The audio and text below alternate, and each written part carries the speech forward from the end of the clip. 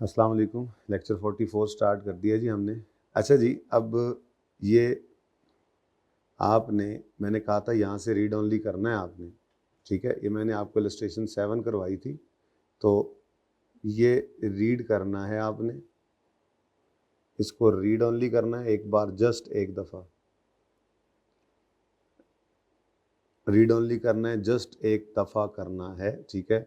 और इसमें से पॉइंट्स निकालने हैं। जैसे आपको ये लेस होने वाली बात शायद समझ ना आ रही हो, कोई एग्जांपल से समझा दूंगा, फिर परेशानी होना हो सकता है आ भी जाए, ठीक है।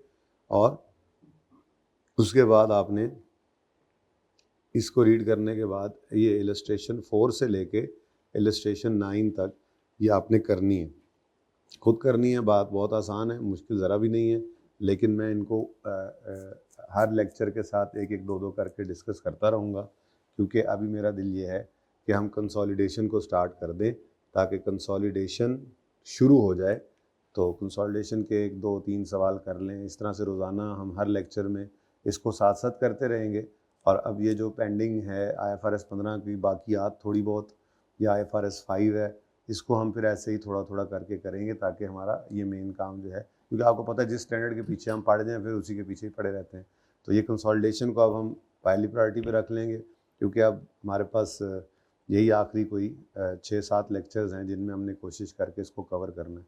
तो इन 6-7 लेक्चर्स के अंदर ज़्यादा लग गए तो ज़्यादा लगा लेंगे, लेकिन अभी मैं अपनी असेसमेंट की, अपने प्लान की बात कर रहा हूँ। कम भी लग सकते हैं, ज़्यादा भी लग सकते हैं, लेकिन मेरी असेसमेंट के मुताबिक जो 6-7-8 लेक्चर्स हैं, इनमें हम कंसोलिडेशन को प्रायोरिटी पे रखेंगे और साथ साथ थोड़ा थोड़ा करके हम उनको पढ़ते रहेंगे। इतना ज़्यादा काम है नहीं वो, ठीक है, सही है। तो आप थोड़ा सा एक कदम आगे चलते हुए IFRS 15 की टेस्ट योर अंडरस्टैंडिंग 4 से लेके 9 तक जस्ट एक बार करके आएंगे। उसके बाद मैं उनको करता रहूँगा डिस्कस, चाहे 2-2 3-3 करके भी आप करें, मैंने इससे ज़्यादा नहीं डिस्कस करनी एट अ टाइम, ठीक है, ओके। अच्छा जी, कंसोलिडेशन आप लोगों ने पढ़ रखी है F3 के अंदर, एम आई राइट? अच्छा चलें, लेकिन मैं उसको बुनियाद से ही उठाऊंगा अपने फॉर्मेट पे। बस किए होने का फ़ायदा ये है कि चीज़ें ज़रा क्विकली आप जो है वो ग्रैब करते जाएंगे, करते चले जाएंगे। आप लोगों ने कंसोलिडेशन पढ़ी थी, एक सब्सिडरी एसोसिएट का भी शायद जिक्र आपने सुना हुआ है। एनीवेज, हम तो सारी अकाउंटिंग करेंगे ही, लेकिन थोड़ा सा आपको मैं आपसे आपका टेस्ट ले लूँ कि मतलब आप लोगों ने कंसोलिडेशन की, उसके अंदर एक्विजिशन पर गुडविल भी आती होगी, नेगेटिव गुडविल भी आ जाती होगी। उसके बाद आपकी जब सब्सिडरी होती है उसके साथ आपकी ट्रांजैक्शंस होती हैं, सेल ऑफ गुड्स की भी होती है, सेल ऑफ फिक्स्ड एसेट्स की भी होती है, आपस में फिक्स एसेट का खरीदना बेच, ये सारी एडजस्टमेंट्स मैंने करवानी है, बट मैं आपसे जस्ट ये आपके नॉलेज में लाना चाह रहा हूँ, या चलें अपने नॉलेज में लेना चाह रहा हूँ आपसे पूछ के कि ये ट्रांजेक्शन्स आप देखते थे। उसके बाद जब एक्वायर करने जाते हैं सब्सिडरी को, तो उसके एसेट्स को रीवैल्यू किया जाता है, रीवैल्यूएशन सरप्लस भी आ सकता है, लॉस भी आ सकता है कुछ इनके वक्त, ये ट्रांजेक्शन्स आपने देखी होंगी। उसके बाद जो मेन बातें मैं कर रहा हूँ, आपकी आपस की ट्रांजेक्शन्स होती हैं, गुड्स सर्विसेज बेचने से रिसीवेबल पेबल भी आ सकते हैं, आपस का लोन रिसीवेबल पेबल भी हो सकता है, उस पर इंटरेस्ट भी दिया जा सकता है, मैनेजमेंट सर्विसेज दे के एक दूसरे को उसके पैसे भी ले सकते हैं, आपस की ट्रांजेक्शन्स होती हैं। कुछ बातें आपने सुनी होंगी, कुछ नहीं सुनी होंगी, मैं इंशाल्लाह सारी सुना दूंगा अल्लाह ने चाहा तो। उसके बाद आपका डिविडेंड होता है, एस का डिविडेंड, फिर एसोसिएट को मिक्स करेंगे। तो ये मोटी मोटी बातें आपने सारी पढ़ी हुई हैं, ठीक है। तो इन सारी चीज़ों को मैं इंशाल्लाह दोबारा पढ़ाऊँगा, ओके। लेकिन उनका जाहिर सी बात है, एक वो बच्चा होता है जो बिल्कुल स्क्रैच से उठता है, आप वो नहीं है। आप लोगों को चूँकि कंसोलिडेशन का आइडिया है, तो बस आपको मेरा फॉर्मेट समझने में 1-2 सवालों के अंदर थोड़ा सा प्रॉब्लम शायद है, उसके बाद फिर चीज़ें ट्रैक पे पड़ जाएंगी आपके। तो हम इंशाल्लाह एक लेक्चर में सुकून से बड़े सवाल 2 और छोटे 3-4 भी कर लिया करेंगे। हाँ, एक बहुत इंपॉर्टेंट चीज़ जो आपने कंसोलिडेशन में अब कंफर्म मुझे करना है, पढ़िए कि नहीं F3 में, कि जब हम एस को ख़रीदने जाते हैं तो सिर्फ कैश नहीं पे करते, हम कभी कभी अपने कुछ शेयर्स, पेरेंट अपने कुछ शेयर्स भी दे देता है, पेरेंट कुछ पैसे देने का वादा कर लेता है, कंटिंजेंट कंसीडरेशन कर लेता है कि जी ये काम करोगे तो ये सब्सिडरी ऐसा परफॉर्म करेगी तो उसके ऊपर इतने पैसे दूंगा। ऐसी कोई बात आपने नहीं पढ़ी हुई, तो वो आपको मैंने हैंड आउट के अंदर आपके सवाल रखे हुए हैं 17 से लेके 22 तक। ये सवाल मैं आपको जब कराऊंगा तो इन सवालों के अंदर, इनफैक्ट 1 मिनट, 17 से 22 नहीं है, वो सवाल किधर गए, ये रहे। ये 9 से लेकर 9, 10, 11, 12, 13 ये जो सवाल हैं, ये सवाल जो हैं ये सिर्फ कैश नहीं, कैश के अलावा भी अगर सब्सिडी को ख़रीदते हुए हम कुछ पे करते हैं, यानी कि पेरेंट जब सब्सिडी के शेयर्स खरीदने जाते हैं तो कहता है मुझसे कैश ले लो, मुझसे मेरे शेयर्स ले लो, डिबेंचर्स ले लो, कैश ले लेना, शेयर्स ले लेना, अगर तुम्हारी सब्सिडी ने अच्छा परफॉर्म किया तो इतने पैसे ले लेना, बस जान ले लो मतलब सब्सिडी के शेयर्स दे दो। ये डिफरेंट सिचुएशंस हैं, तो ये बड़ी ही इंपॉर्टेंट एडजस्टमेट हुआ करती है जिसको हम इंशाल्लाह सीख लेंगे जब, तो फिर सवालों में आते हुए कोई मसला नहीं होगा। ठीक है जी, चलें बहरहाल फिर भी बात करते हैं कंसोलिडेशन होती क्या है। देखें जी, एक कंपनी है, मैं कहता हूँ जी PTCL मेरी कंपनी है, ठीक है। ये PTCL जो है इसके अकाउंटेंट ने अपनी सेपरेट फाइनेंशियल स्टेटमेंट्स बनाई होती हैं, ठीक है जी। ये सेपरेट फाइनेंशियल स्टेटमेंट्स कौन बनाता है जी? PTCL का अकाउंटेंट। कौन बनाता है जी? PTCL का अकाउंटेंट। अच्छा, अब PTCL ने जाकर लेट्स से यूफोन सब्सिडरी बना ली, मतलब यूफोन के पास यूफोन के जो शेयर्स थे वो थे सऊदी किंग के पास। तो सऊदी किंग जो है वो यूफोन का पुराना ओनर है, ठीक है।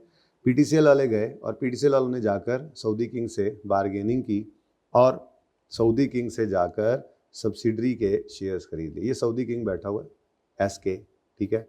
SK के पास जो है वो ये एक ब्रीफकेस है, जिस ब्रीफकेस के अंदर शेयर्स हैं यूफोन के, ठीक है जी। ज़रा ब्रीफकेस को थोड़ा बड़ा कर लें, ठीक है जी, ज़रा अच्छा सा करके ब्रीफकेस बनाते हैं। तो ये जनाब यूफोन के शेयर्स इसके पास पड़े हुए हैं, इसमें यूफोन और बस यूफोन के शेयर्स हैं इस ब्रीफकेस में, ठीक है जी। अब इस ब्रीफकेस ही गया, शेयर सारे बिखर गए।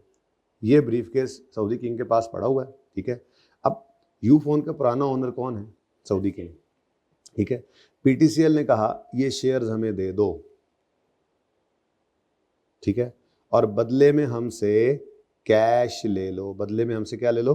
कैश ले लो। अब सऊदी किंग को इन्होंने कैश पे करना है और इससे शेयर्स ले लेने। बात समझ आ रही है? अच्छा, यूफोन को कोई पता नहीं चलना। आप कभी, जैसे मैंने आपको IS 41 में कहा था कि आप जानवर खरीदने जाएं मंडी में, तो कभी ऐसा हुआ है कि आप जानवर के पैसे जो है वो जानवर के मुंह में डाल दें? ऐसा तो नहीं होता। वो किसको दिए जाते हैं? उसके ओनर को। ऐसे ही है पुराना ओनर। ऐसे ही जो यूफोन है ना, यूफोन, इसका पुराना ओनर कौन है? सऊदी किंग, ठीक है।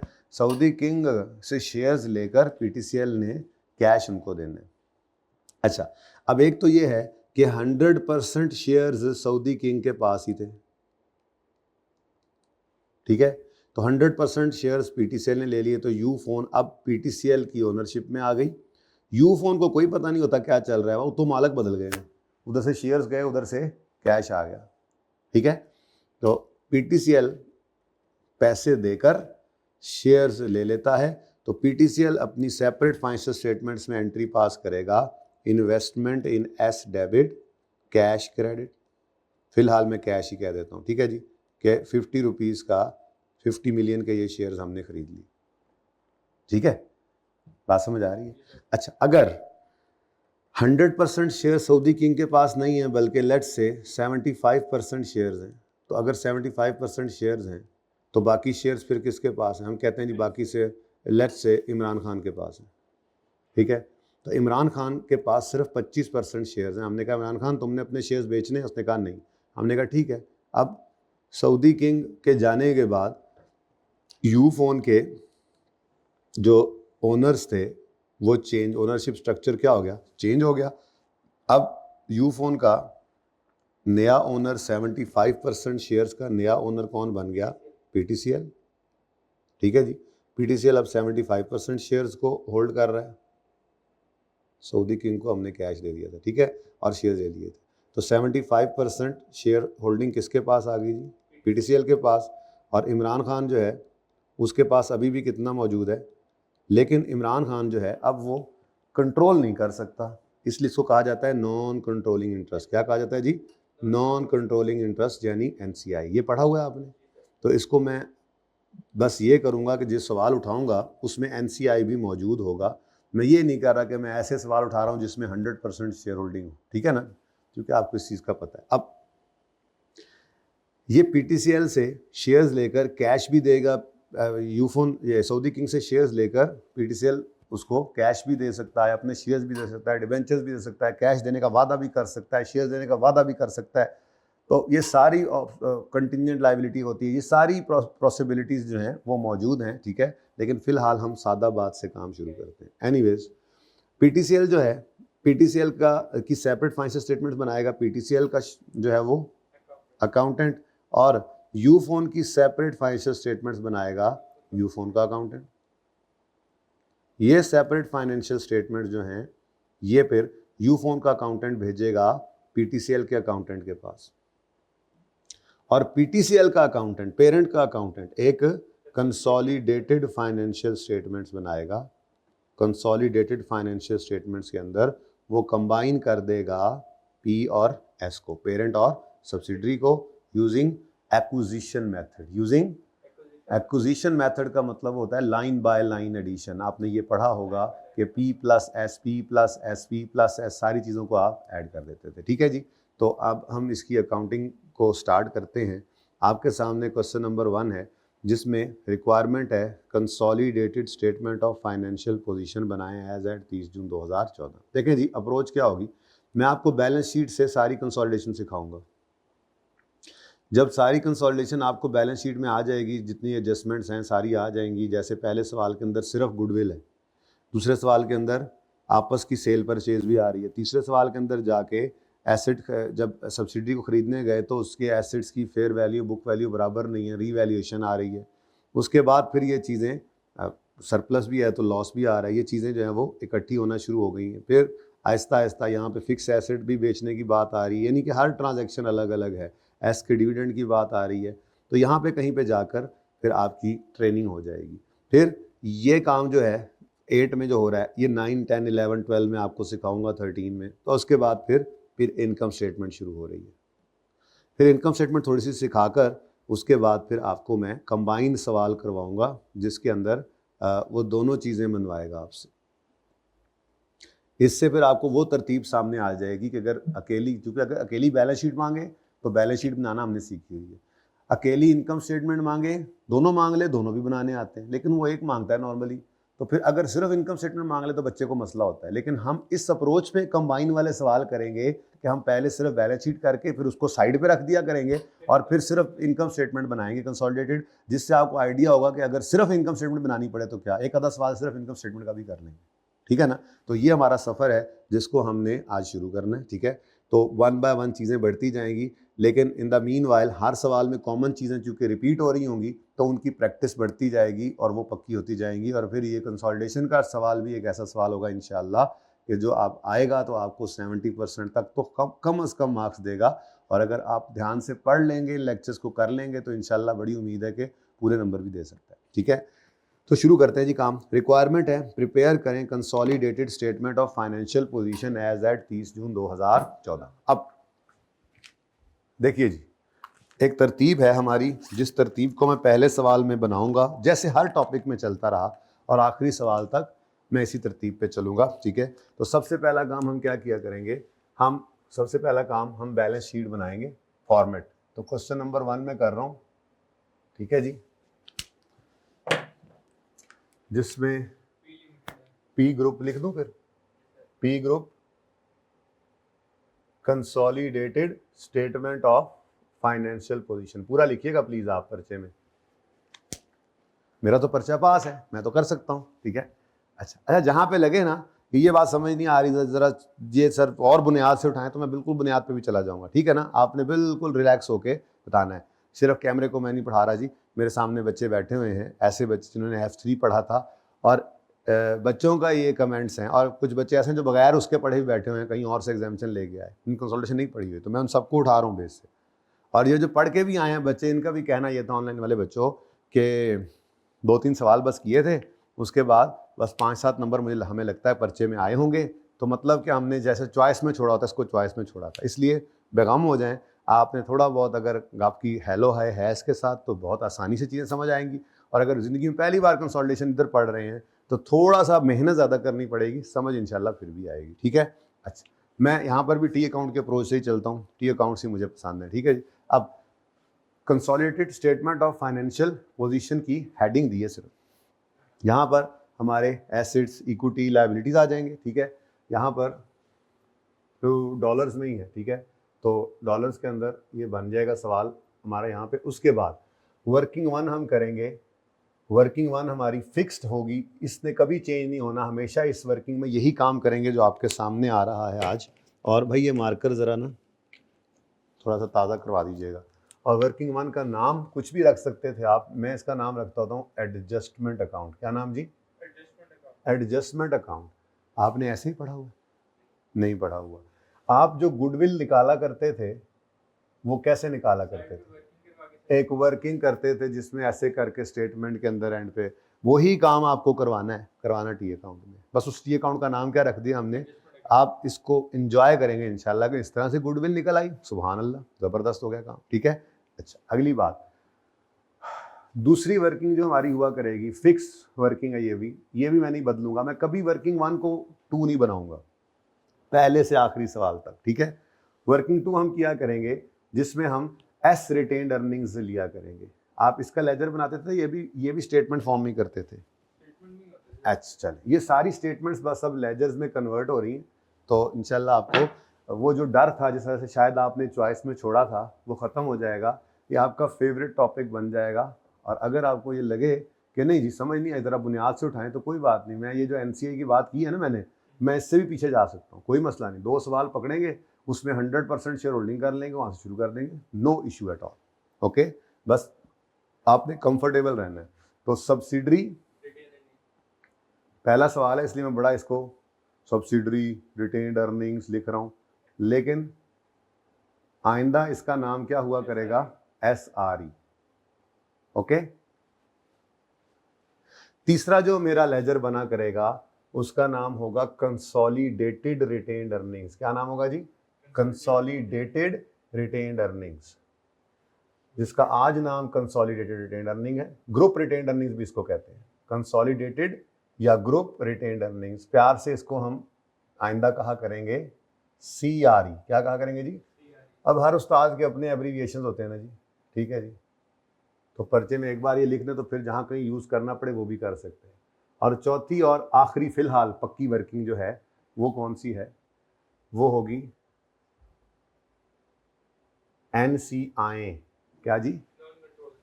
Non controlling interest. NCI नहीं कहना, आई नहीं कहते होते, आई कहते थे, अदब से बोलते थे। ठीक है, तो नॉन कंट्रोलिंग इंटरेस्ट हमारी वर्किंग 4 होगी। उसके बाद वर्किंग 5 मैंने बुक कर रखी है प्रॉफिट एंड लॉस के लिए, इसलिए वर्किंग 5 मैं किसी सवाल में उसको किसी को नंबर ही नहीं दूंगा जब तक PNL मेरा आ नहीं जाता। ये मेरी आदत है और मेरी मर्जी है। ठीक है, मैं एंड की तैयारी स्टार्ट से ही शुरू करवाऊंगा आपको इंशाल्लाह, अल्लाह ने चाहा। तो वर्किंग 5 नहीं लिखूंगा, और वर्किंग 6 मैंने एसोसिएट के लिए बुक की हुई है। बल्कि वर्किंग 6 में हम मिसिंग फिगर्स अगर नहीं हों गिवन, जैसे दरमियान में एक्विजिशन हो जाए तो हम रिटेन्ड अर्निंग्स खुद निकाला करते हैं, तो वो वाला मामला देखना हो तो इसलिए वर्किंग 6 उसके लिए, और 7 इन्वेस्टमेंट इन एसोसिएट के लिए।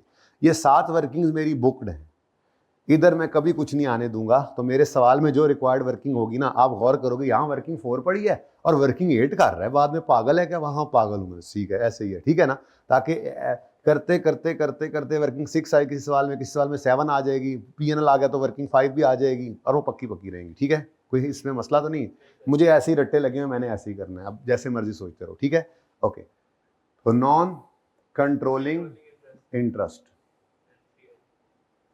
जिसको हम आज के बाद कहा करेंगे NCI। ठीक है जी, अब ये 4 वर्किंग्स और ये फॉर्मेट, इसमें कोई मसला। अब सवाल को करने का तरीका है, असल जो वारदात का तरीका है ना, तरीका वारदात, वो देखना है ध्यान से। ठीक है, सवाल मेरे सामने है, मैंने कोई एडजस्टमेंट नहीं पढ़नी, कोई एडजस्टमेंट नहीं पढ़नी, और मैंने सबसे पहले आकर P+S करना। ठीक है, वैसे ये भी एडजस्टमेंट ही है, अब इसको इसके साथ ही करके मिलाकर पढ़ लेना, असल में ऊपर लिखा गया इस सवाल में। ठीक है, तो बहरहाल ये भी एडजस्टमेंट है कि कितने अरसे पहले कितने का खरीदा S को, कितने शेयर्स खरीदे, वगैरह वगैरह, वो बात की बात है।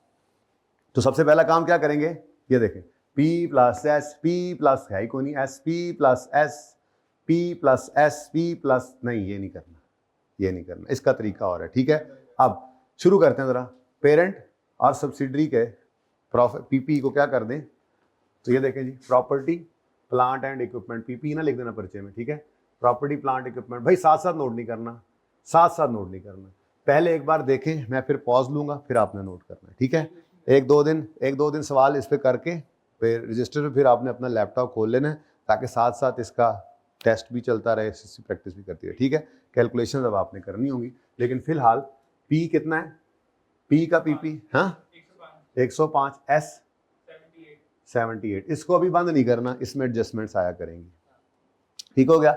Next, loan receivable from S 20, loan receivable from S, तो एक लाइन मैंने गुडविल के लिए छोड़ दी, अगर आ गई तो, और अगर नेगेटिव आई तो फिर उसको क्या करना है वो भी देख लेंगे, आज पहले सवाल में तो पॉजिटिव ही होगी, ठीक है जी।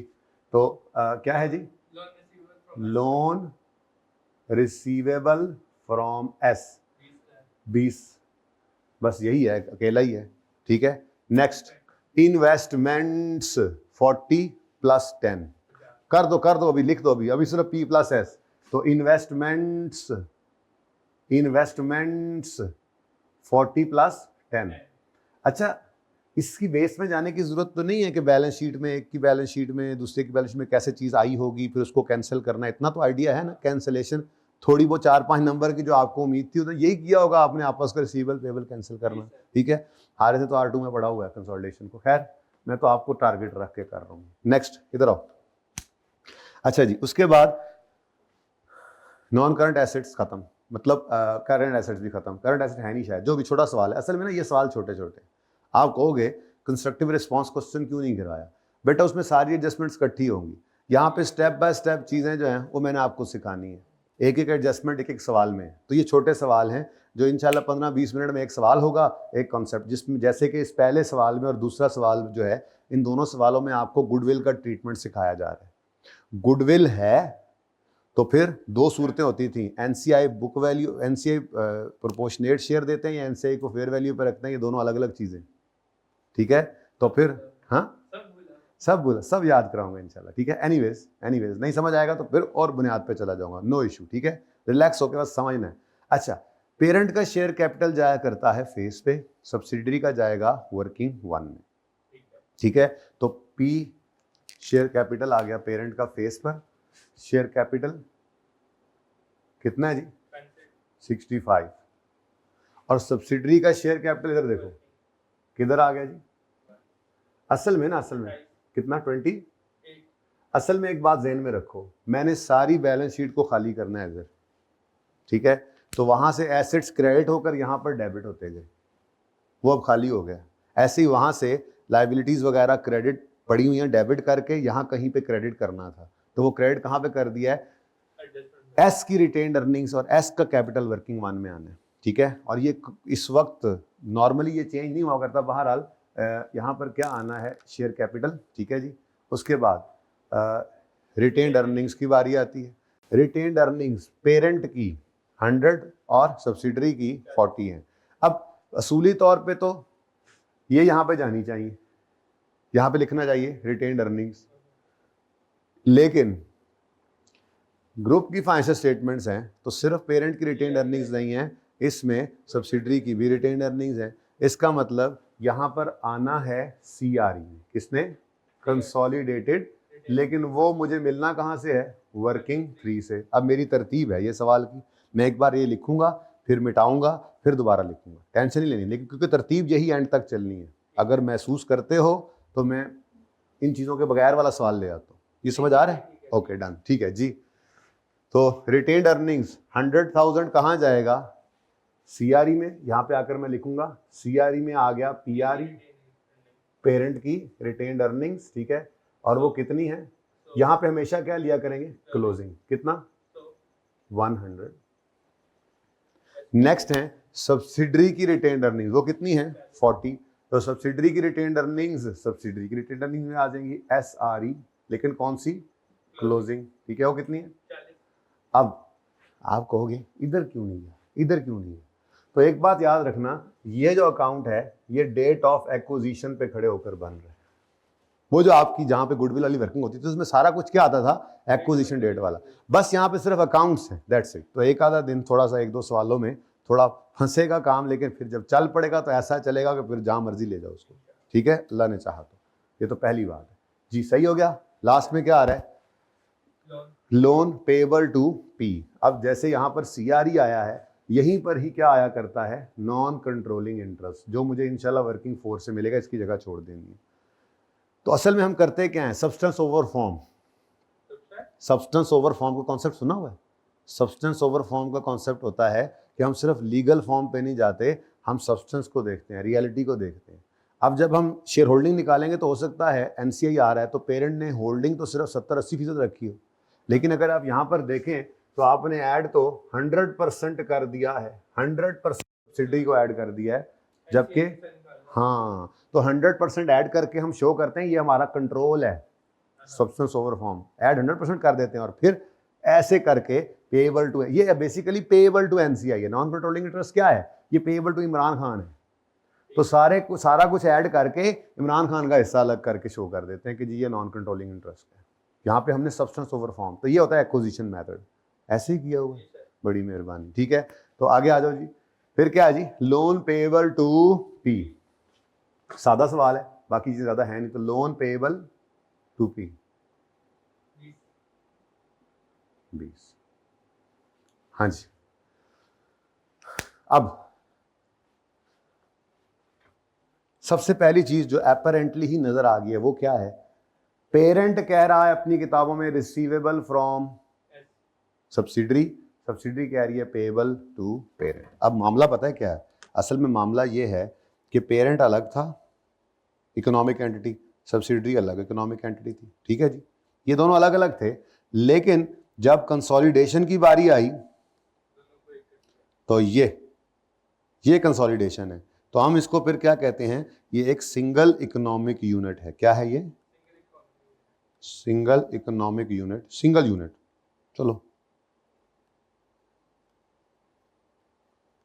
ये एक सिंगल इकोनॉमिक यूनिट बन गया।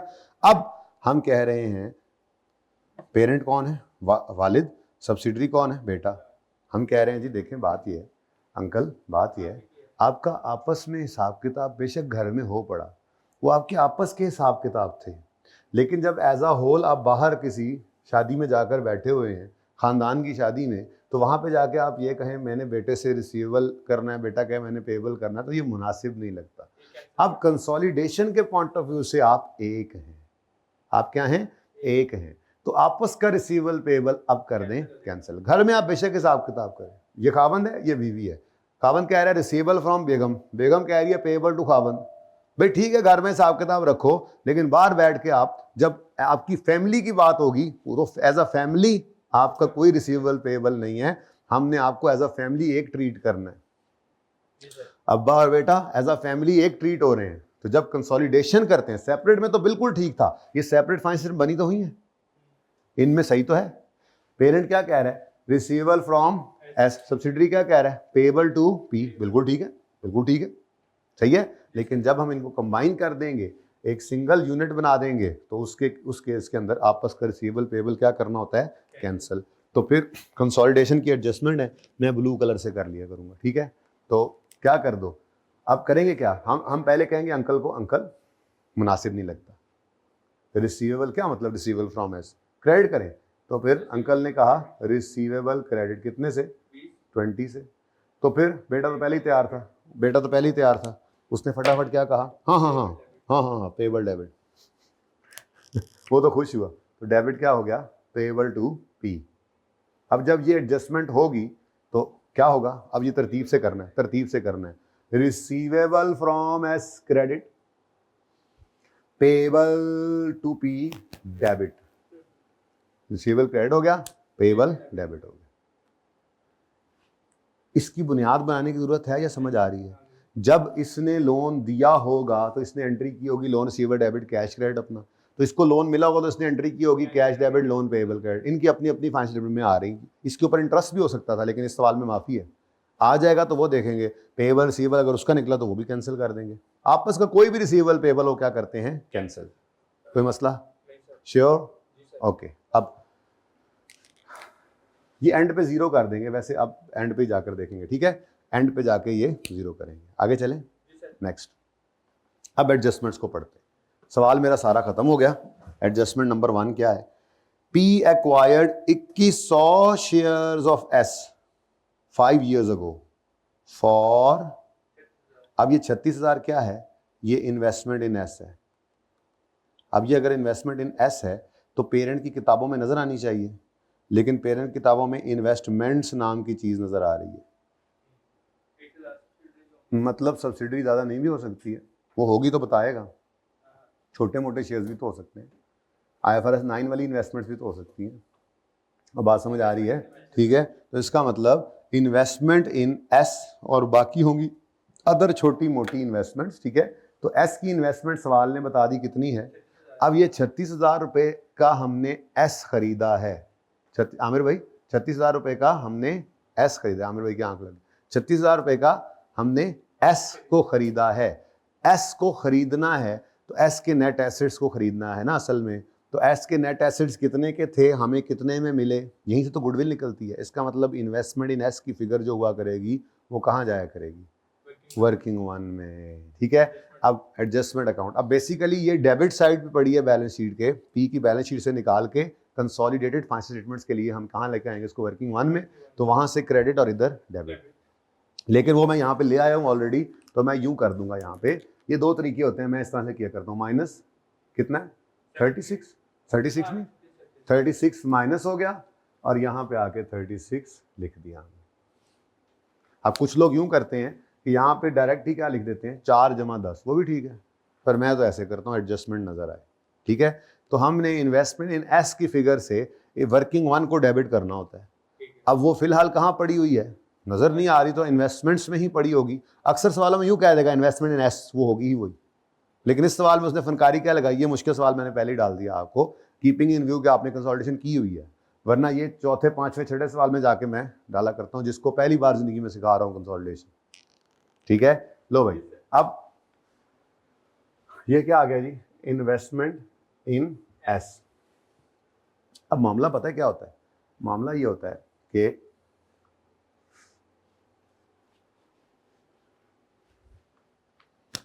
हमने कई साल पहले सब्सिडरी को खरीदा था बकौल इनके, ठीक है।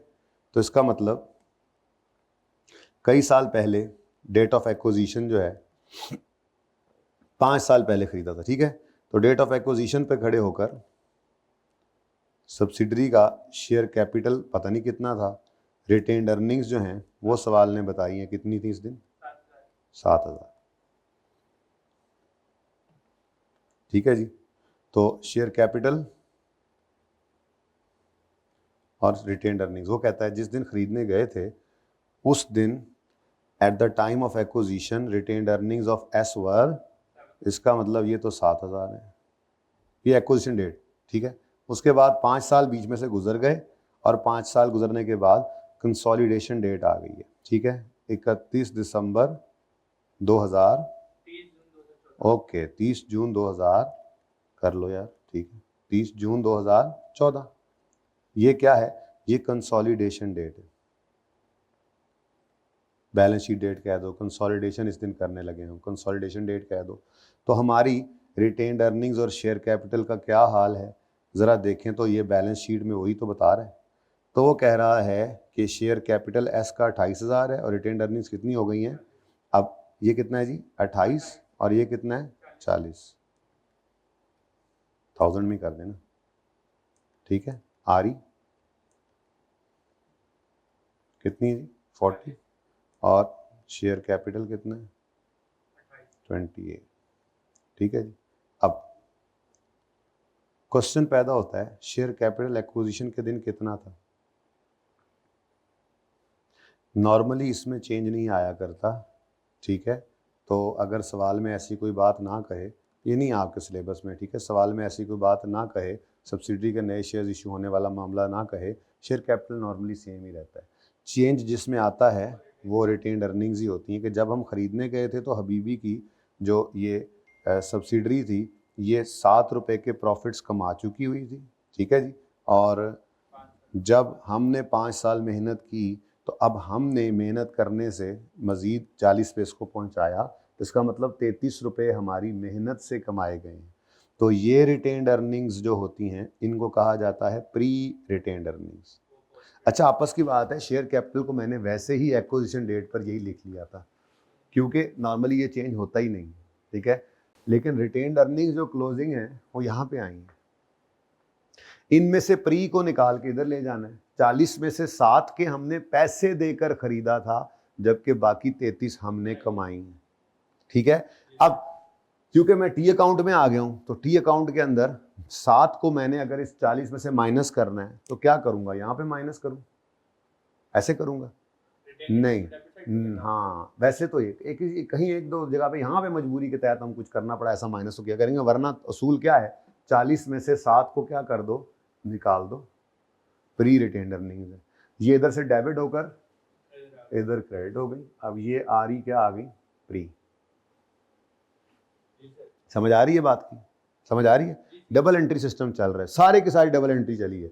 ये मैंने क्या किया है, ये वहां से एसेट्स को क्रेडिट करके यहाँ डेबिट किया, वहां से रिसीवेबल क्रेडिट करके यहाँ डेबिट किया, वहां से इन्वेस्टमेंट को क्रेडिट करके यहाँ डेबिट किया, शेयर कैपिटल को वहां से डेबिट करके यहाँ क्रेडिट किया, रिटेन्ड अर्निंग्स को पी की वहां से डेबिट करके यहाँ क्रेडिट, वहां से डेबिट करके यहाँ क्रेडिट, लोन वहां से डेबिट करके यहाँ क्रेडिट, फिर इनको कैंसिल कर दिया। ये एंट्री कंसोलिडेशन की एंट्री है, सेपरेट फाइनेंशियल स्टेटमेंट की एंट्री नहीं है। उसके बाद फिर मुझे पता लगा प्री आ रही 7 है, मैंने यहां से डेबिट करके यहाँ credit, everything will be seen bye double entry. Double entry दिखाऊंगा आपको, हर जगह पे डबल एंट्री है, डबल एंट्री चल रही होती है लेकिन स्टेटमेंट में नजर नहीं आती इस तरह से। समझ आ रहा है? अच्छा, 100%। हारिस आपको समझ आ रहा है? सर मैं बोर हो रहा हूँ, है ना, कोई थोड़ा सा हो लो, ठीक है। अच्छा जी, अब आगे बढ़ो। कहता है हम नॉन कंट्रोलिंग इंटरेस्ट को वैल्यू करते हैं proportionate share of net assets of S पे। अब एसेट्स, नेट एसेट्स कहाँ पे हैं? नहीं, नेट एसेट्स ये पड़े हैं। अब जरा बात ध्यान से सुनिएगा, जिंदगी के लिए आइंदा याद रहेगी, ठीक है। आपकी अकाउंटिंग इक्वेशन तो आपको याद ही होगी, अकाउंटिंग इक्वेशन बचपन में अकाउंटिंग इक्वेशन नहीं पढ़ी हुई? हाँ, वही एसेट्स इक्वल होते हैं इक्विटी प्लस लायबिलिटीज। तो अगर मैं इक्विटी को निकालना चाहूं तो वो कैसे निकलेगी? तो ले जाए ना, बताएं ना क्या होगा, एसेट्स माइनस, यानी कि मैं कह सकता हूं इक्विटी इक्वल होती है नेट एसेट्स के। तो ये मैं कहना चाह रहा था। तो नेट एसेट्स निकालने के 2 तरीके हैं, या आप नेट एसेट्स के लिए इक्विटी, ये एसेट्स के लिए नेट एसेट्स इक्विटी को दूसरे तरीके से नेट एसेट्स कैसे कह सकते हैं, आप इस अकाउंटिंग इक्वेशन को दोबारा से निकाल कर देख लें। तो नेट एसेट्स आप एसेट्स माइनस लायबिलिटी करें, या दूसरी तरफ जो इक्विटी पड़ी है वो ही होती है, इक्विटी क्या होती है? Net assets. तो सवाल में अगर वो कह रहा है कि proportionate share of net assets देते हैं तो चेक कर लो, नेट एसेट्स एस के कितने हैं? 78 प्लस 10, यही 2 है ना, 78 देख लो, सामने रख लें, एस के नेट एसेट्स है ना, एस के, तो 78 प्लस 10 माइनस 20 कितना है? 78 प्लस 10 88, 68 है। अच्छा, तो ये तो गड़बड़ हो गई फिर। अब यहां पर देखो, 68 में से 33 माइनस करो, नहीं 68 में से 33, क्योंकि वो वहां पर 40 आपने लिया है जो कि रिटेन, 35 आ गया। इसका टोटल क्या है? 35। अब बात समझ आई, ठीक है ना। तो नेट एसेट्स का मतलब एक्विजिशन के दिन है ना ये वाला, तो ये जो नेट एसेट्स होंगे 78 प्लस 10 माइनस 20, ये एस के इस दिन के नेट एसेट्स हैं। मुझे इस दिन के नेट एसेट्स नहीं चाहिए, मुझे चाहिए एक्विजिशन के दिन के नेट एसेट्स। तो उसको निकालने के 2 तरीके हैं, जो दूसरा तरीका हमारे काम का नहीं होता क्योंकि उस दिन के हमें एसेट्स वगैरह नहीं पता, लेकिन अल्टीमेटली एसेट्स लेस लायबिलिटी करके बराबर इक्विटी ही होनी है। तो इक्विटी के नेट एसेट्स या इक्विटी दोनों में लिख देता हूं, ठीक है। इसको आप इक्विटी ऑफ एस भी कह सकते हैं, इक्विटी कहें, या इसको आप नेट एसेट्स कहें, बात तो एक ही है, ठीक है। तो ये कितने हैं? इक्विटी या net assets of S, equity और बल्कि यही जरा तमीज से अगर लिख लेना तो आ ही जाएगा, इक्विटी या इसको नेट एसेट्स कहें, एस के यहाँ पे सब कुछ एस का शेयर कैपिटल, एस की रिटेन अर्निंग कौन सी वाली, जो हमने खरीदी थी, जो हमने खरीदने गए थे तो कमा रखी थी इसने, ठीक है, एस की आ रही, एस के शेयर कैपिटल, एस के अंदर इन्वेस्टमेंट, ठीक है, तो एस के नेट एसेट्स कितने हैं 35, इसको इक्विटी कहें, नेट एसेट्स कहें। इस 35 का कितने परसेंट हमने नहीं रखा हुआ, ये तो देखा ही नहीं हमने, ये तो पता तब चलेगा एनसीआई का कितना शेयर है जब हमें पता लगेगा हमारा शेयर कितना है। तो हमने अगर 2100 शेयर एस के खरीदे थे और शेयर कैपिटल तो चेंज होता नहीं है, $10 का अगर एक शेयर, अच्छा ये डॉलर 10 भी आएगा कहीं 100 भी आएगा, परेशान ना होइएगा, मैंने रुपीज़ को डॉलर में कन्वर्ट किया अपने सवालों में, तो इसलिए आपका तो एक ही होता है, सवाल के अंदर देख लेना, पर्चे में तो कोई मसला नहीं, ठीक है। तो $10 का एक शेयर है, तो इधर देखो 28,000 डिवाइड बाय जब 10 करेंगे तो 2800 शेयर्स आएंगे, ऐसा ही है।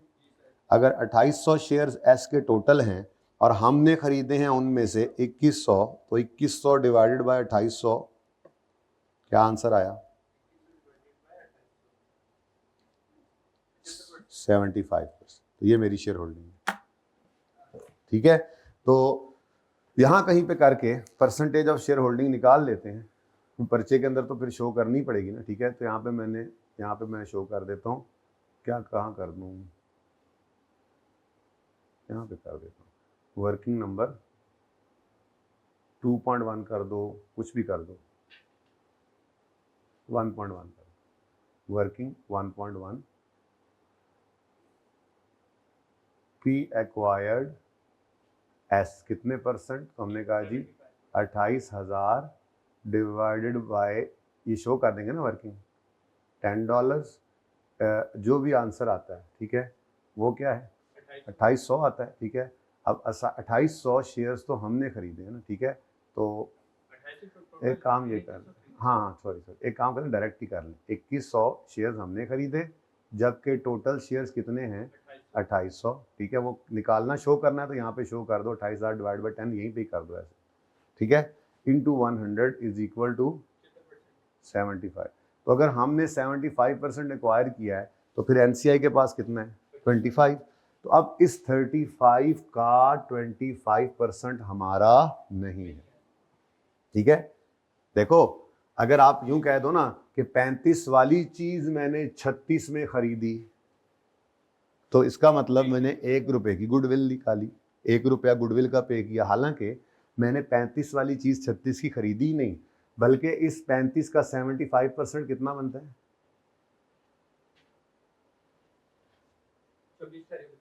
26.25, ठीक है जी, तो 75% आ गया 26.25, ठीक है। बाकी का 25% यानी कि अभी जो निकालता हूं 8 ये तो मैंने खरीदा ही नहीं।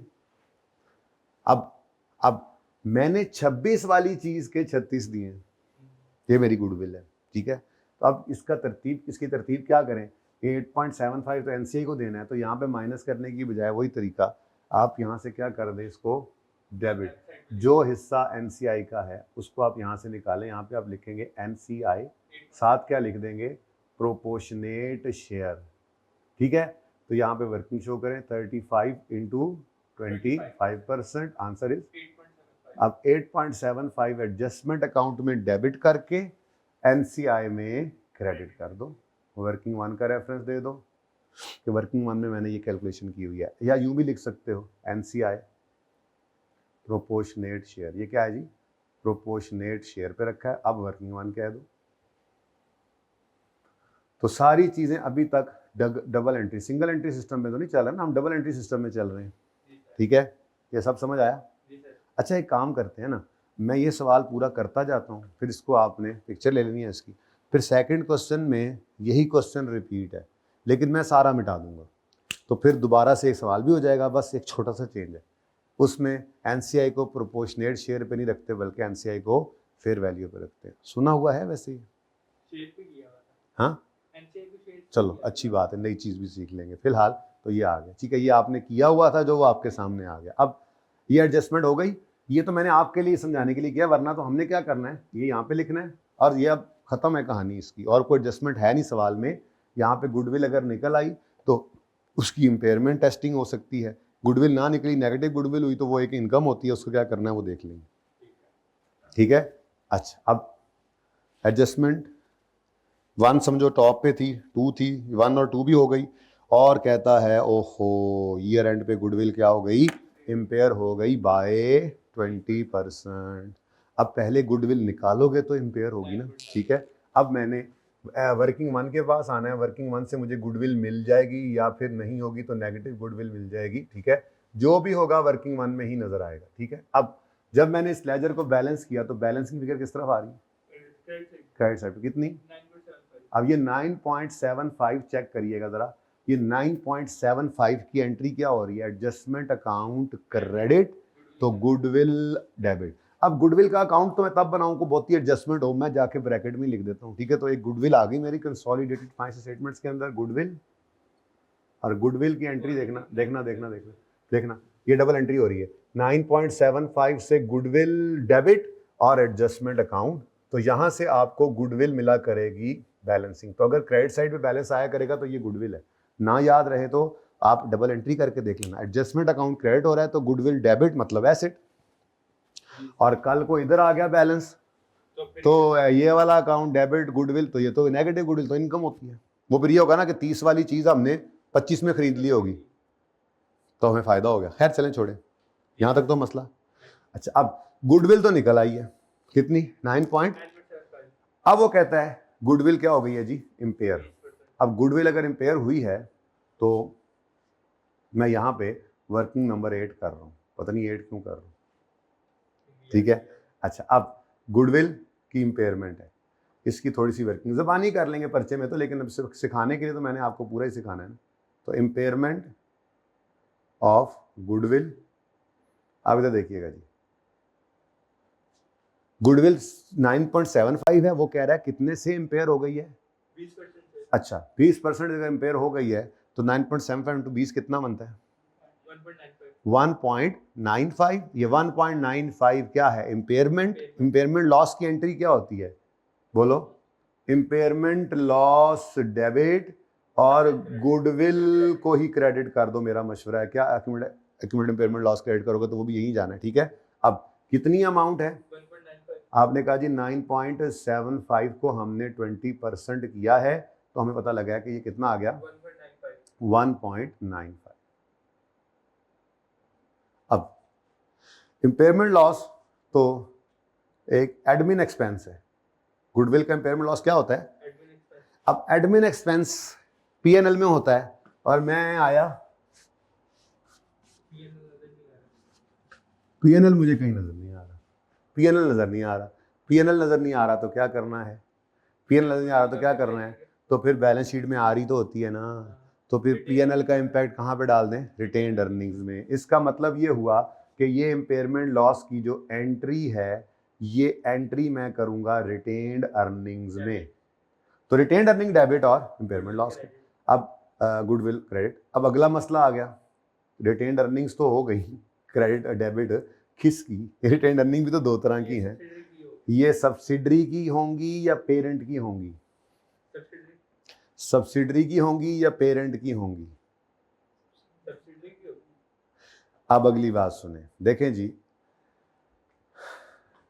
अगर आप एनसीआई को प्रोपोर्शनेट शेयर पर रखते हैं, अच्छा ये अब टेक्निकल बात है, इससे पहले वाली बात को टेक्निकल तो नहीं थी, सिर्फ मैंने वर्किंग का फॉर्मेट ही बदला है, ना समझ आए तो भी मैं सवाल पीछे करा सकता हूँ, कोई जल्दी नहीं है मुझे, सारी समझ आ रही है। अच्छा, अब ये नया पॉइंट है, क्या, अगर एनसीआई प्रोपोर्शनेट शेयर पर है तो ये गुडविल सिर्फ हमारे शेयर की गुडविल है, जो एस में हमारा शेयर है, पूरे बिजनेस की गुडविल है ही नहीं। क्यों, क्योंकि नेट एसेट्स की बुक वैल्यू होती है, ये क्या है, नेट एसेट्स की, ये book value of net assets है, ये इक्विटी भी कह सकते हैं इसको, मैं क्या कह देता हूं, ये क्या है, book value of net assets भी कहते हैं इसको, ठीक है, book value of net assets, NA लिख दूं, इक्विटी या book value of net assets, तो book value of net assets है, तो ये तो बुक वैल्यू है 8.75। हमने कहा इमरान खान आप भी अपने शेयर को फेयर वैल्यू पर ले आओ, उसने कहा मैंने नहीं लाना। एक बात कर रहा हूं, मैंने नहीं लाना, तो ठीक है वैसे ही हम करेंगे, मैं तो वैसे समझाने के लिए कह रहा हूं। यही 8.75 यही इधर आ गया। इसका मतलब देखो ना, गौर करो, तो हमने 36 वाली चीज के 26 दिए, ये 8.75 8.7 तो बराबर है। इसका मतलब ये हुआ कि अगर आप एनसीआई को रखोगे प्रोपोर्शनेट बेसिस पर, proportionate share of net assets पर आपने रखा हुआ है, अगर एनसीआई को वैल्यू किया हो, यार ये हटा ही ना दूं, तो आसान सी थी, ऐसे बीच में हिलती फिर रही है। अगर एनसीआई को आप ने if NCI is measured eight या वैल्यूड एट, क्या लफ्ज लिखा हुआ था, वैल्यूड, तो वैल्यूड ही लिखता हूं। If NCI is valued eight proportionate share of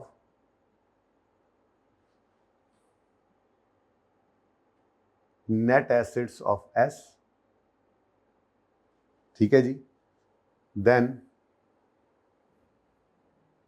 goodwill is called partial goodwill।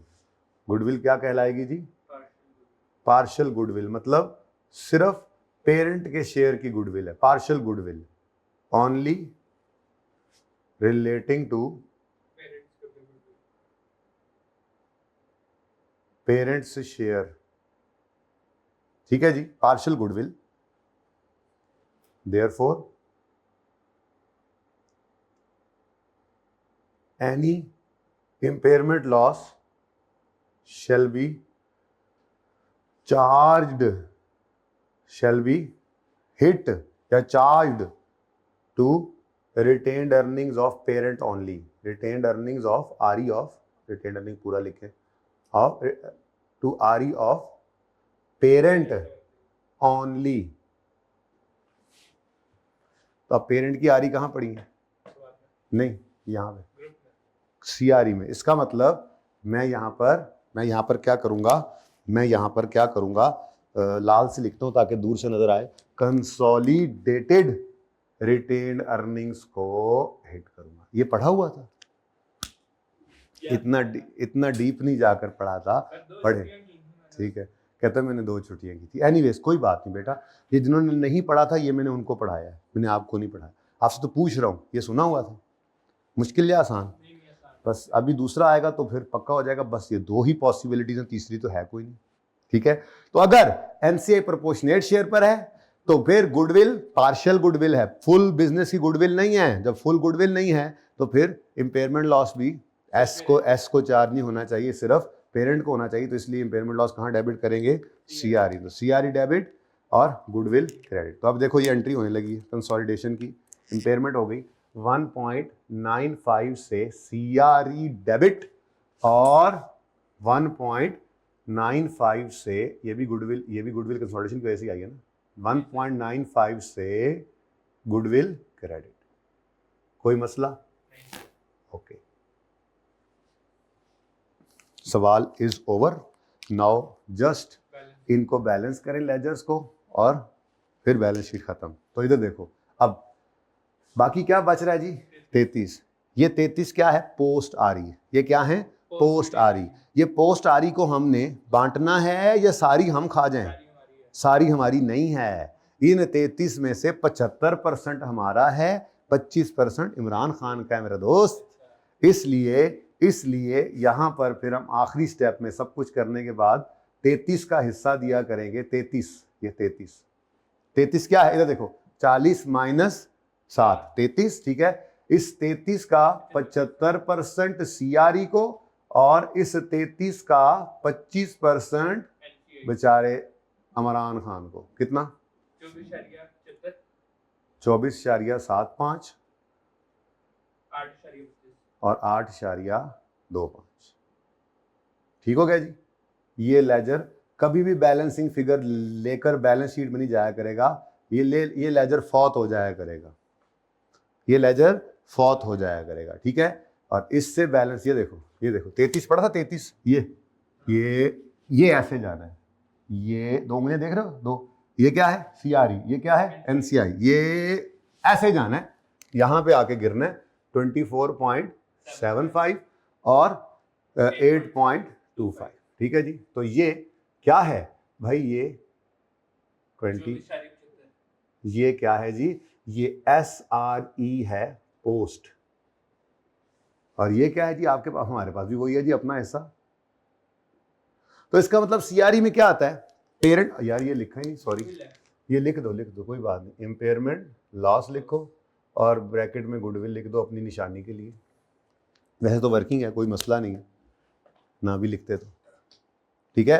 तो अब ये CRE में क्या पड़ा हुआ है, CRE में पड़ा होता है पेरेंट का अपना प्रॉफिट और S के पोस्ट RE में अपना शेयर। पूरा नहीं ले लेना, पूरा 33 मारा है, हद होगी यार, जालिम के डांस, गासिब हो तुम, दूसरे के हक पे कब्जा करोगे। ठीक है, लो जी, ये लेजर भी बैलेंस हो जाया करेगा, यहां से गुडविल या नेगेटिव गुडविल निकलेगी, आज तो शायद गुडविल ही निकालू मैं। ठीक है, ये भी बैलेंस हो जाएगा, इसमें से पोस्ट RE अपना अपना हिस्सा ले जाएंगे, इसको बैलेंस करो। ये क्लोजिंग बैलेंस आपका बैलेंस शीट के फेस पे जाएगा, जैसे मैंने लिखा हुआ है ऑलरेडी, 122.8, 122.8।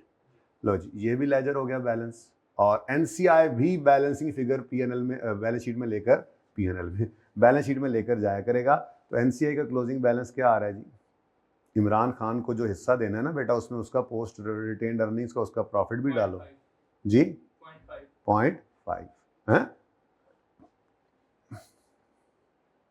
8 ते 8 16 ते 17,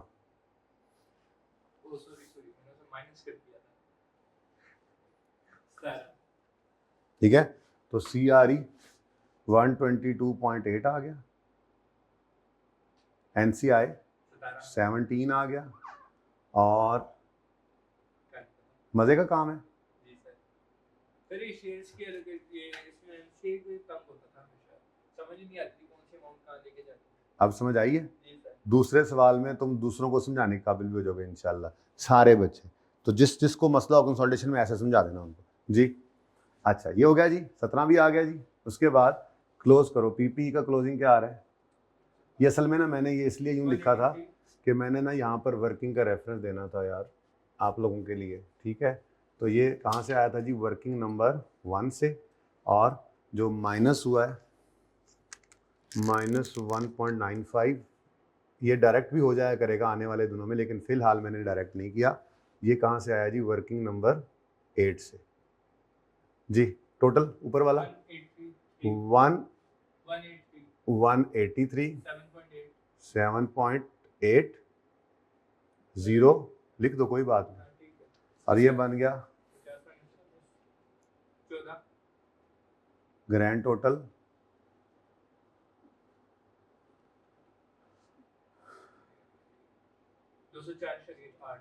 204.8। ठीक है जी। उसके बाद लो जी, सुभान अल्लाह। अच्छा, गलती भी को हो जाएगी, डबल एंट्री तो बराबर ही होती है, बैलेंस ही हो ही जानी है चले छोड़े, खैर। तो कैसा रहा ये एक्सपीरियंस T अकाउंट वाला, मजे का है, समझ आया है? अच्छा, किसी चीज़ ने ओवरराइड तो नहीं किया कॉन्सेप्चुअली, कोई चीज़ आपने जो F3 में पढ़ी थी, ओवरराइड करने के लिए नहीं करा रहा ये, जस्ट आप लोगों को तसल्ली देने के लिए ये कराया। ठीक है, कितनी देर की होगी रिकॉर्डिंग भाई, 1 घंटे की। अब इसको मैं मिटाऊंगा, आप लोग पिक्चर ले लें, मैं दोबारा इसको करूंगा, और सिर्फ मैं फॉर्मेट्स को छोड़ रहा हूँ, बाकी मैं सब मिटा रहा हूँ, ताकि नए सिरे से नए जज्बे से एक बार दोबारा रिपीट टेलीकास्ट हो, पहले से एंड तक सवाल आए। वैसे तो इसी को दोबारा करने लगा था, फिर मैंने कहा यही सवाल जो दोबारा करना है। ठीक है, तो यहाँ तक कोई मसला है तो पूछ सकते हैं। अच्छा, अब बिल्कुल सिफर से मैं फिर स्टार्ट करूंगा। गुडविल भी आ सकती है, नहीं भी आ सकती है, बस ये थोड़ा लिखा हुआ मैंने थोड़ा सा यूज कर लिया है माजरत के साथ। ठीक है, ताकि मुझे दोबारा बस लिखना ना पड़े।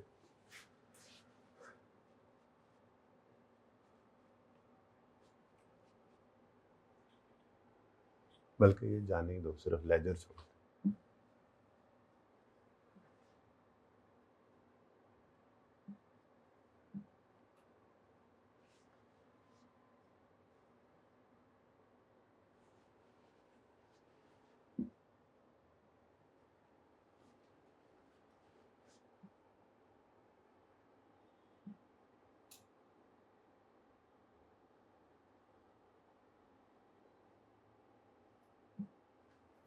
हाँ जी, कोई मसला तो नहीं नज़र आ रहा? देखो फॉर्मेट सेम रखने की बात की थी ना, एंड वाला सवाल भी मैं इसी तरह से ही करूँगा, जो ज़िंदगी का आखिरी सवाल भी आपको करा के भेजूँगा। आप नहीं पता है, आपको यही बुरी आदतें पड़ी हुई हैं हमें, है ना, लेकिन इससे फ़ायदा हो गया ना, हमें ज़्यादा टेंशन नहीं होती अपने कॉन्सेप्ट की, स्टैंडर्ड की। क्या ख्याल है?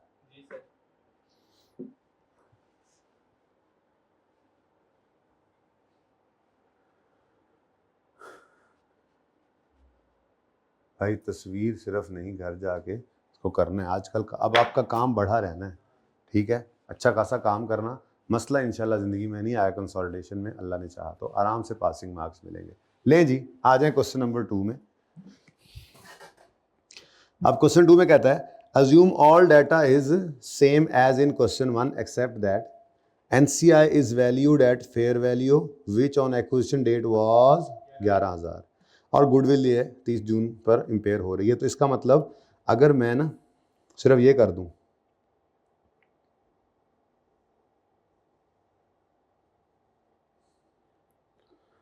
Eight fair value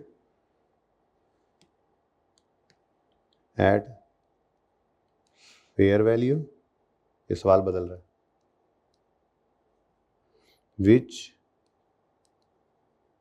on date of acquisition is ₹11,000 और जब ये तब्दीली मैंने डाल दी तो ये मेरा क्वेश्चन नंबर 2 बन गया। कैसा है कि नहीं फनकारी? चलो, बाकी सब सेम ही था ना, तो ये 2 सवाल हो जाएंगे, अभी 1 मिनट लगेगा। सही है, ठीक है, ये लेकिन साथ करवाने ज़रूरी होते हैं, तभी समझ में आता है, ठीक है। अब कुछ छोटी छोटी 2-4 चीज़ें मैंने ज़रा वो नहीं मिटाई, परसेंटेज वगैरह की कैलकुलेशन हुई पड़ी थी। अब कंसोलिडेशन का सवाल है, बैलेंस शीट बनानी है 30 जून 14 पे, तो स्टेप 1 नहीं, सबसे पहले फॉर्मेट बनाओ। ये वाली अंग्रेजी भी नहीं लिखनी थी, मैंने लिखी छोड़ दी। खैर चलें, तो पहला सफ़ा मतलब consolidated statement of comprehensive income के लिए फॉर्मेट बना लिया। फिर 4 वर्किंग ओपन करनी है, 1 2 3 4। 1 है एडजस्टमेंट अकाउंट जिससे गुडविल निकलेगी, 2 है SRE, 3 है CRE, 4 है NCI। उसके बाद सवाल के एडजस्टमेंट्स हैं, तो ये वर्किंग्स ओपन करनी है पहले, फिर जाना है बैलेंस शीट पे। अब लाइन बाय लाइन एडिशन शुरू करें जी। PPE 105 जमा 78, 105 जमा 78 78, ठीक है जी। अब क्लोज नहीं करना। Next, loan receivable from S20, line by line loan receivable from S20। Investments 40 जमा 10, इन्वेस्टमेंट्स तेजियां चेक किए, 40 जमा 10। तुम इतना ऊंचा क्या कर रहे हो? चलो अपना काम वधा ही लेंदा, देखो यार, है ना यही कह रहे हो। अच्छा जी सुने, नेक्स्ट, खत्म कहानी, आगे आ गए। S का शेयर कैपिटल फेस, P का शेयर कैपिटल फेस पे, S का वर्किंग 1 में। कितना शेयर कैपिटल P का? 65 फेस पे। S का शेयर कैपिटल कितना? 28। ये जनाब आ गया आपका वर्किंग 1 में। पक्का असूल कभी नहीं बदलेगा इंशाल्लाह हमारा, वो क्या है? S की रिटेन्ड अर्निंग्स, सॉरी P की रिटेन्ड अर्निंग्स वर्किंग 3 में, S की रिटेन्ड अर्निंग्स वर्किंग, इसके अलावा कहीं नहीं जाएंगी। गल मुकी, मैंने इसीलिए फेस पे ही लिख दिया, ठीक है। तो PRE आ गई CRE में, PRE आ गई CRE में, PRE आ गई CRE में, क्लोजिंग वाली कितनी? 100। और SRE आ गई SRE में, क्लोजिंग कितनी? 40। ये क्लोजिंग है, ठीक हो गया। Next loan payable to P। जब इधर गए तो CRE NCI की जगह छोड़ के लोन पेएबल टू P, या और भी जो कुछ आएगा अगले सवाल में, कितना? 20। अब ये आपस का रिसीवेबल पेएबल है, इसको कैंसिल करो। अंकेल रिसीवेबल फ्रॉम बेटा, अच्छा नहीं लगता। क्रेडिट करें इसको, क्रेडिट करें इसको, खत्म। तो बेटा तो पहले ही तैयार है, डेबिट, खत्म। ये मुफ्त का नंबर ले लिया हमने। ऐसे कोई भी रिसीवेबल पेएबल हो, मैं बुनियाद इस पे बना दी है। अब सवालों में अगर इंटरेस्ट रिसीवेबल पेएबल आ जाए, मैनेजमेंट फी इनकम रिसीवेबल पेएबल आ जाए, ठीक है, लोन तो ये आ गया, ठीक है, तो डिवेंचर्स वगैरह जो होते हैं ये सब के सब क्या हो जाएंगे, कैंसिल। वो तो स्टॉक कैंसिल नहीं होता, स्टॉक एक के पास होता है, दूसरे के पास नहीं होता। अनरियलाइज प्रॉफिट सिर्फ उसमें से निकालते हैं, टेंशन ना लो, उसकी बारी भी आएगी, वो भी पढ़ाऊंगा, ठीक है। लो भाई, अब आते हैं एडजस्टमेंट्स की तरफ। पी एक्वायर्ड 2100 शेयर्स हमने निकाली, परसेंटेज 75। पी एक्वायर्ड 2100 शेयर्स, तो ये मुझे पता लगा 2100 शेयर्स का मतलब क्या है, 75%। ये सवाल में गिवन भी हो सकता है, तो निकालना भी पड़ सकता है, ठीक है। P acquired 2100 shares of S for, now this is investment in S. अगर तो सिर्फ 36 ही यहां पड़ा होता, मैं तब भी ब्रैकेट में लिखता, ऐसे तो ऐसे सही, फिर वहां से निकाल के उधर, ठीक है, गुडविल की गलती। बहरहाल फिलहाल क्या कह रहा है, 36 इन्वेस्टमेंट इन एस है, हमने कहा उसको यहां से निकाल दो। 36 इन्वेस्टमेंट्स में से इसमें अंदर पड़ा हुआ है, निकालो यहां से और ले जाओ एडजस्टमेंट अकाउंट वर्किंग 1 में, ठीक है जी। अब ये भी डबल एंट्री, हर चीज में डबल एंट्री से करा रहा हूं आपको, कोई हमने एंट्री के बगैर काम नहीं किया, हर चीज डबल एंट्री से हो रही है। तो ये क्या आ गया, इन्वेस्टमेंट इन एस। मार्कर अच्छा मिल गया, इसको साइड पे कर दें। अच्छा, नेक्स्ट, उसके बाद following balance sheets are at 30 दिन 14, ठीक है। At acquisition retained earning of एस वर 7। ये क्या है, प्री आरी, क्या है, एस की प्री आरी। एस की प्री आरी के साथ क्या करना है, उनको इधर लेके जाना है। पर इस वक्त एज ऑन 40 के अंदर ये 7 भी पड़ा है और ऊपर बाद में आने वाला 33 भी पड़ा है, तो इस 40 में से 7 निकाला, इसको कहा जी ये क्या है, प्री रिटेन्ड अर्निंग्स। तो प्री आरी एस की यहां से निकल गई, एस की आरी में से प्री निकल कर इधर आ गई 7, ठीक है। बाकी पोस्ट को बांट देंगे, लेकिन आफ्टर एडजस्टमेंट्स, अभी एडजस्टमेंट्स नहीं, वो एंड पे बांटते होते हैं, ठीक है ना, सारी एडजस्टमेंट, कुछ सीआरई को हिट करेंगे, कुछ एसआरई को। You will enjoy this topic इंशाल्लाह। कोई लॉन्ग बैच पढ़ा रहा था तो मैं आपको फिर ऐसे स्कूल से 1 महीने में, ये नहीं, महीना ज्यादा हो जाएगा, ऐसे 20 को दिन में ये कराता, ओए होए होए होए, 40 घंटे में, ओए होए, मजा आ जाता। लेकिन मजा तो अभी भी आ जाएगा इंशाल्लाह। वो तब होता जब मैं F3 और F5 को F7 कट्ठा पढ़ा रहा था। अब तो आप पढ़ के भी तो आए, तो वो वाला टाइम में तो आपने लगाया हुआ, इसीलिए आप इंजॉय करने लग जाएंगे थोड़ी देर में। सिर्फ इस फॉर्मेट के ऊपर पढ़ गए ना, तो इतना ईजी है कि बस आप एडजस्टमेंट सीखोगे, आप ऑटोमेटिकली सारी चीज़ें जो आपको समझ नहीं आ रही थी, जिस वजह से आपने चॉइस में छोड़ा था, वो सब आपको समझ आएंगी इंशाल्लाह। ना है तो फिर मैं खादिम मौजूद है, हाजिर बताऊंगा मैं। अच्छा जी, अब नेक्स्ट है, NCI is valued at fair value, यानी कि इधर देखो कितना बनता था ये 35 का 25% नहीं, बल्कि आज उसने खुद बता दिया कि NCI को किस पे रखना है हमने, फेयर वैल्यू पे। और वो फेयर वैल्यू कितनी है, अब हुआ पता है क्या है, ये कितना था जरा बताओ दोबारा, 26.25, और ये था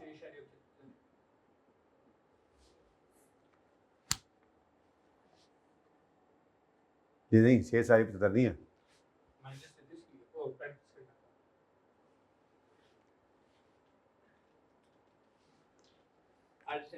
अच्छा। अब जी हमने पहले क्या किया था, हमने कहा था NCI आप भी अपने, देखो ये असल में क्या है, ये फेयर वैल्यू तो होती है। 26 रुपए वाली चीज हमें बाजार से 36 की मिली, क्यों, हो सकता है पर शेयर प्राइस पर शेयर जो है, हो सकता है उससे भी महंगा मिला हो, क्योंकि कंट्रोल भी तो मिल रहा है, कंट्रोल नॉर्मली महंगा होता है, कंट्रोल के भी पैसे होते हैं। एनीवेज हम जब खरीदने गए थे एक्विजिशन डेट पर, तो हमें 26 वाली चीज 36 की मिली थी, तो ये 36 की क्या थी, फेयर वैल्यू ही तो थी। लेकिन पिछले सवाल में क्या किया था, ये बुक वैल्यू था, बुक वैल्यू ही रख दी थी उसने, तो वो गुडविल नहीं निकाल रहा था। अब इसने क्या किया, इसने भी, यानी हम NCI किस पे रखते हैं, फेयर वैल्यू पे, तो जब हमने इमरान खान को कहकर उसकी भी फेयर वैल्यू लगवा ली, तो डबल एंट्री क्या बनी, adjustment account debit, NCI credit.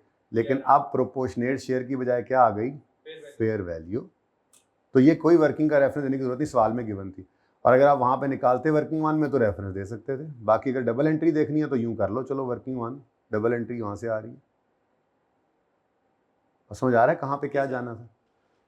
अब हर सवाल में ही ऐसा होना है तो तुम कहोगे वास्ता ही बस कर दे हुन समझ आ गई, लेकिन क्या करें, एडजस्टमेंट में बदलूंगा, मेन सवाल यही रहेगा।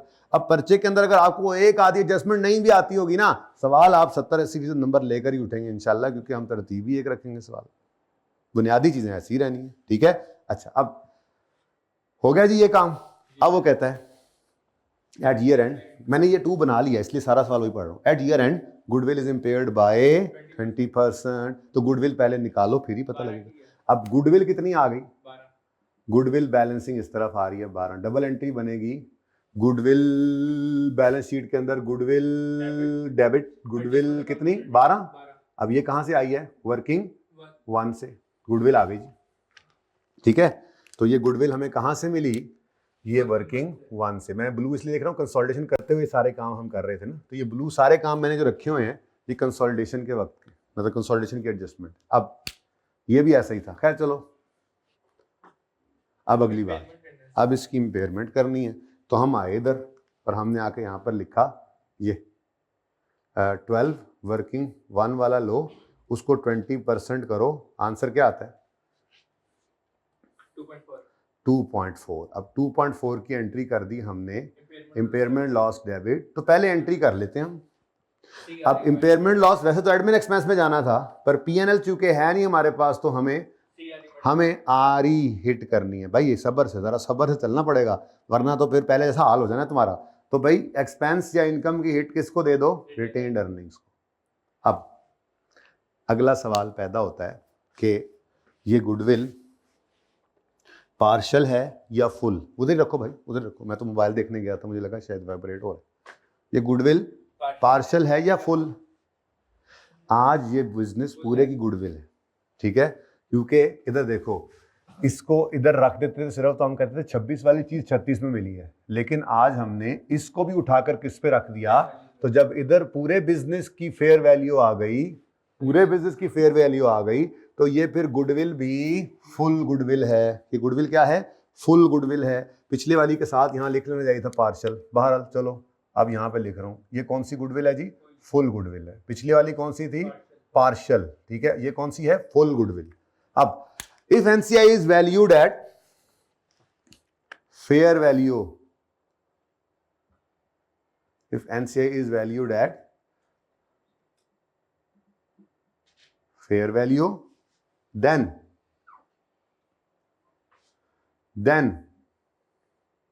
goodwill is called, दोबारा ही लिख रहा हूं मैं, देन गुडविल इज, लेकिन वो मिटा नहीं रहा ताकि नकल करता रहूं, ताकि जुमला सेम रहे ना आपका। Then goodwill is called full goodwill. Full goodwill मतलब relating to both parent and NCI, relating to both P and NCI, यानी पेरेंट के हिस्सा जो है एस में, वो ये उसकी भी गुडविल है, और जो इमरान खान का हिस्सा पड़ा है एस में, ये उसकी भी गुडविल है।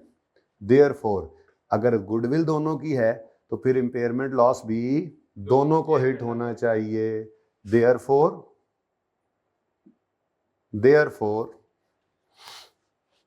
एनी इंपेयरमेंट लॉस, अगर आ जाए impairment loss, therefore any impairment loss shall be charged to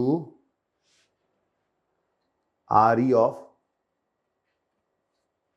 charged to both RE of, RE of retained earnings of, यानी earnings of both parent and NCI।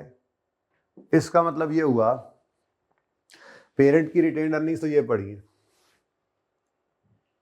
ठीक है, यहां पे सब्सिडरी का भी पोर्शन आ जाएगा, एसआरई पोस्ट भी इंशाल्लाह आ जाएगा। ठीक है, तो एसआरई पोस्ट भी आ जाएगा, लेकिन हिट इसको भी लगनी चाहिए, और एनसीआई को भी यहां पर एसआरई का हिस्सा मिलेगा। एनीवेज इधर इसको भी हिट लगनी चाहिए, हम यही कह रहे हैं। ठीक है, अब इसके 2 तरीके हैं ट्रीटमेंट के। तरीका नंबर 1, इस 2.4 को 75 और 25 करो, तो 1.8 इधर डालो और 0.6 इधर डालो। लेकिन इस तरह की कई एडजस्टमेंट्स होंगी तो दोनों को हिट करनी है, तो हम तो हर एडजस्टमेंट में 75 25 75 25 75 25 25 करते करते ही पागल हो जाएंगे। तो फिर इसका हल अकाउंटेंट्स ने क्या सोचा कि ये जो हिट है ना, हिट ये ऐसी जगह पर लगाओ, ऐसी जगह पे उनको हिट करो जहां से ये हिट दोनों को मिल जाए, दोनों को पड़ जाए। अब वो जगह कौन सी है? सोच के बताओ, सोच के बताओ, उसको सोचने दो, सोच के बताओ। ऐसी जगह जहां पे दोनों को हिट पड़ जाए वो कौन सी है? सीआरई में तो अकेले को हिट पड़ेगी, पेरेंट को, इसको तो नहीं पड़ेगी। वर्किंग वन तो गुडविल निकालती है, अर्निंग्स है ही नहीं उधर। अब इधर देखो, इधर देखो, अब इधर देखो, हमने क्या किया था, हमने 33 को बांटा था, ऐसे ही है, 33 को बांटा था। थोड़ा सा जरा जगह और चाहिए मुझे, थोड़ी सी जरा खुली खुली, है जी, लिखना सीखना है जरा। मैंने समझ तो आपको आ गई है, मैं पहले क्या बैठा हूँ, उसके बाद मुझे जगह बनानी पड़ रही है, तो ब्रेक मेरी लग गई है। तो बहरहाल आपको समझाने ही मकसूद था, वैसे कौन सा आपसे छुपाना मकसूद था। इधर देखो जी, हमने यहां पर लिखा था ये, हमने कहा था जी 33 को बांट दो, 75% इधर, 25% इधर। अच्छा थोड़ी देर के लिए जरा करो, इसका 75% करो और इसका 20 कितना जी? 24.75। अभी ये लिखना नहीं है, और 8.25। अब ये कर लो इधर पूरा, और फिर अलग 75-25 कर लो। या एक काम करो ना, ये जो 2.4 की हिट है ये एसआरई को ही मांग दो, यानी इंपेयरमेंट ऑफ गुडविल में एसआरई को हिट कर दो। अगर इसको हिट करोगे तो होगा क्या, चेक करते हैं। 2.4 अगर आपने इधर डाल दिया, दिस इज इंपेयरमेंट लॉस किसका जी?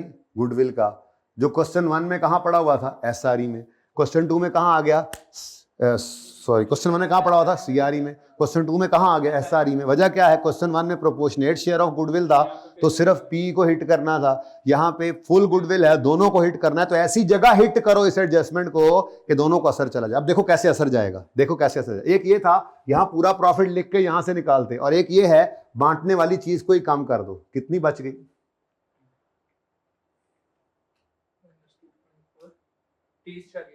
30.6। अब इसको बांटो, ये कम हो जाएगा 22.95 और 7.65।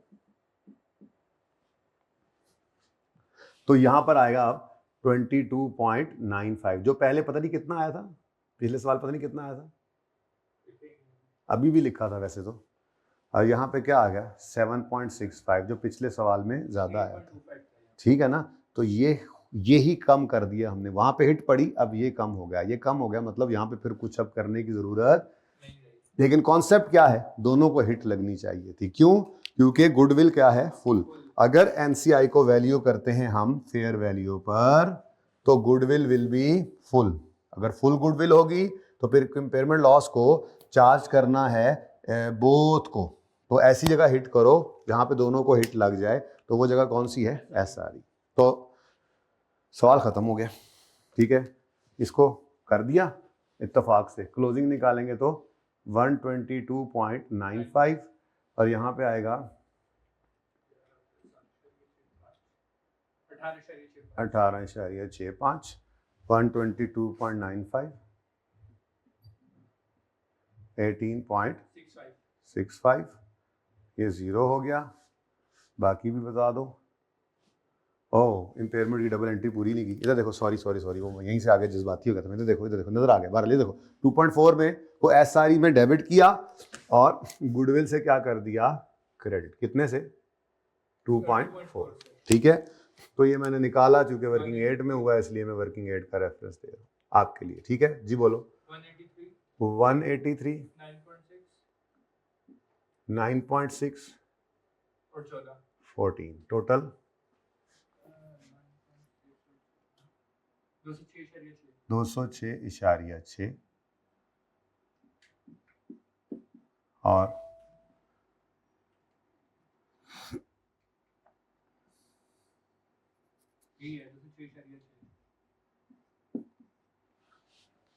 ठीक है जी, तो कहानी ख़त्म। ठीक है, गुडविल अगर एनसीआई को प्रोपोर्शनेट शेयर पे रखें तो गुडविल होती है पार्शल गुडविल है, तो फिर कोई इम्पेयरमेंट लॉस आने पर सिर्फ पेरेंट को हिट लगनी चाहिए, तो सीआरई, क्योंकि बिजनेस से गुडविल ही सिर्फ उतने हिस्से की है जो हमारी ओनरशिप में। और अगर एनसीआई फेयर वैल्यू पे है तो गुडविल फुल है, तो फिर हिट दोनों को लगानी चाहिए, लेकिन ऐसी जगह हिट लगा दो जहां से दोनों को कुछ बांटना था, तो वही कम हो गया तो दोनों को हिट लग गई। ये तरतीब है। ठीक है, तो ये नहीं पढ़ा था वैसे F3 में, फिर प्रोपोर्शनेट वाला था। चले एक स्टेप आ गया।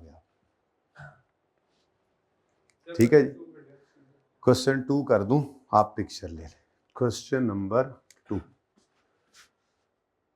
भाई, यहाँ पर पार्ट 1 को क्लोज करिएगा, लेकिन अच्छी सी तस्वीर बनाकर। पिछली वाली तस्वीर मुझे चाहिए, बनाई थी कि नहीं बनाई थी? बनाई थी, देख लेते हैं फिर। बनाई थी। चलें, कितनी देर होगी रिकॉर्डिंग? हाँ चलें, इसको यहाँ पे क्लोज कर दें।